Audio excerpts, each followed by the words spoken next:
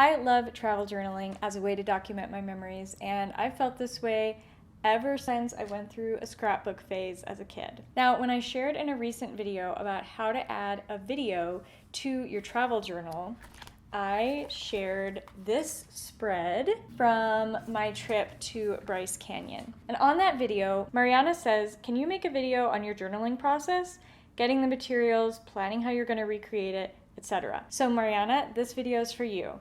I'm gonna walk through the documentation tips and tricks that I have for while I'm actually on the trip, and then how I decide to put together my journal when I get home. Because I'm definitely the kind of person that I like to travel super light, and so I don't carry all of the things that I like to have with me to do my travel journal with me when I'm traveling. I will share my documentation steps, all my tools, and how I lay out my travel journal pages. Let's dive in. So first I'll share the things that I take with me to document my travels while I'm actually on the road. This is my phone for sure, which I use to take photos and videos while I'm on my trip. I also take a small pencil case like this one, which I've had like since high school. I think I got it at like a Super H Mart.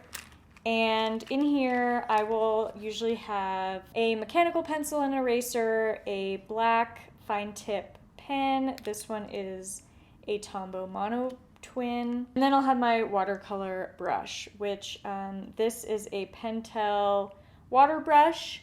I like this for traveling because, you know, you can fill it up with water on the road and it doesn't use as much water. It's kind of easier to deal with than like having a cup of paint water usually. So I like having this in my pencil case when I travel. Then I will have a small notebook like this one. This has watercolor paper in it. You can see I have some sketches from my trip to Antarctica in 2017, kind of different doodles that I've done while I'm on my travel. And then here is that doodle from Bryce Canyon that ended up in my travel journal. Along with that, I will bring this Zig watercolor set that I have had literally since I was a teenager.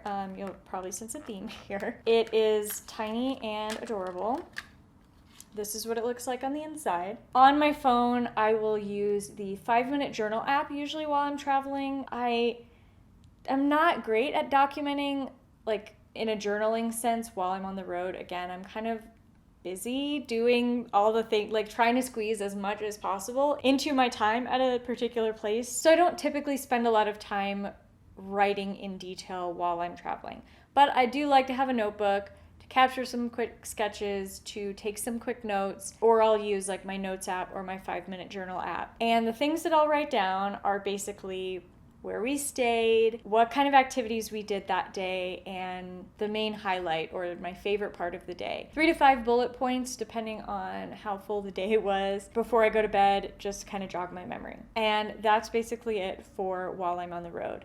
Now, when I'm back home and I have access to all my things, these are the different tools that I use. So I love these Papermate Inkjoy gel pens. I really love how they write. The ink really slides across the page in a very satisfying way. If you're a pen person, you will understand. So I have a ton of those in rainbow colors. I also have these Zebra midliners, which are, I feel like, everyone's favorite, this is the YouTuber thing, everyone's favorite highlighters. And then I have a few Tombow brush pens. I only have a couple of these. I bought a few in my favorite colors. They're fun for writing like titles and stuff like that. What I'm actually writing in, I guess that's important. I use the Wanderlust Passport by Bobo Design Studio. It's got this like gold foil on the front. It's amazing. Angie, who owns this business, is another amazing traveler, RVer, woman business owner. She's great and her product is amazing. So I use her journals. Comes with a few sticker sheets, which is great. The pages, when they're blank,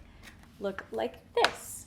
So you have at the top kind of a captain's log that has the dates, the location, where you stayed, what the weather was like. Especially if you're like camping or hiking, it can be kind of nice to remember what the weather was like at the time of year that you were there. So if you're planning a trip back, you can kind of know what to expect. For printing photos, I love this Instax Mini printer. And it creates these awesome pictures that you see here. So I love that it looks like a Polaroid, but it has an app that connects to my phone and lets me choose the picture, edit it if I need to, and then print the photos. The downside is that they're kind of like heavy on the page, so I don't necessarily like to do, like you might in a scrapbook, a ton of photos in this way, but I do think that having 1 or 2 photos like this on your spread, I just really like how it looks. And to attach these photos, because again, like I said, they're kind of heavy, I use 2 things. I use this Tombow permanent adhesive. It looks like one of those whiteout pens if you ever used to use those back in the day. It's got tape on the end and you just run it over the back. And so I'll use that on the back side of the picture. And then on the front side, I will use washi tape, which I have a whole drawer full of washi tape. I'll use the washi tape on the front side to kind of give the like aesthetic look of like it's just taped into the journal, but it really needs the like tape or adhesive on the back to kind of get it really stuck in there. I'll also use this washi tape for sticking on my QR code, which I talk about in this video. And that is just a way that I use to link my video, any video that I took during the trip, to my scrapbook. Now that I've gathered all of my tools, comes the fun part of putting together my journal. Now I'm gonna go through creating my journal pages for my trip to Redwoods National Park, which I took last fall. I released the vlog from that trip last week on my YouTube channel, so you can find the link here if you'd like to watch it. Okay, so the first step I take is filling out the little captain's log section of the Wanderlust passport. And this I will usually go back over my 5-minute journal, my notes app, or the notebook that I was taking notes by hand, because I'll try to jot down all of that information as it's happening. But I'll just transfer it now into my passport. The next step is to pick the photos that I'm going to include in my travel spread. Like I said, I like to include around 1 picture per page. So I'll choose those pictures on my phone, print them with my Instax so that they're ready to go in my journal. I'll also make sure I have my QR code printed out if I have a video that I'm wanting to link to my journal. Then I'll go back through my sketchbook, go back through my photos, and kind of decide what the artsy parts of my travel spread are gonna look like. So again, for this Bryce Canyon spread, I had a little watercolor that I did on my trip, and so I used that as inspiration for how it was gonna look on my journal page. So I'll use a picture or a sketch that I've already done. I'll use pencil and kind of just place it in the journal. Personally, I like to put the decorative elements on the page first, especially like the biggest items first, so that I know where those are gonna go, and kind of that sets the tone, the frame for the entire page. So I will attach the pictures first with the combination of the permanent adhesive and the washi tape. Then I'll add the QR code with washi tape as well, and I will sketch out where I'm gonna have my little doodles or drawings. Now the paper of the Wanderlust passport does not hold up super great with watercolors and getting wet. So instead, I actually tried on this Bryce Canyon spread, and I'm doing it again here.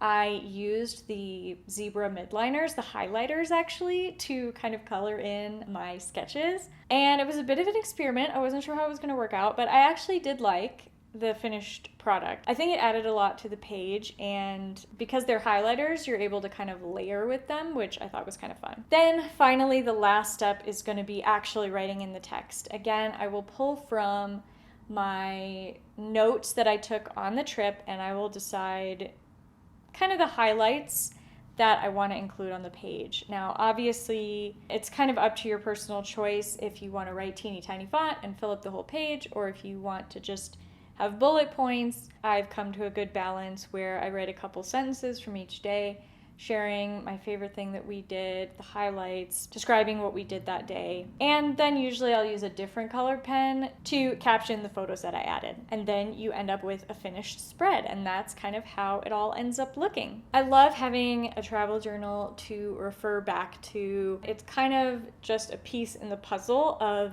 the way that I like to document. I'm kind of obsessed with documenting and memory keeping. Obviously, if you've hung out at my channel at all, you know this. The way that I do things is actually kind of like a hybrid travel journal scrapbook. I feel like it's a piece of the complete puzzle of how I like to document my travels. Do you like to keep a travel journal or use any special tools to document your adventures? Leave a comment below and let me know what your favorite tools are for memory making and travel journaling, because I'm always looking to add fun things to my collection. If you'd like to watch the vlog that accompanies this travel spread that I just finished, I will link that here for you to watch next. And you can check out this video for how to add a video to your travel journal or scrapbook using a QR code. Thanks so much for watching, and I'll see you in the next video.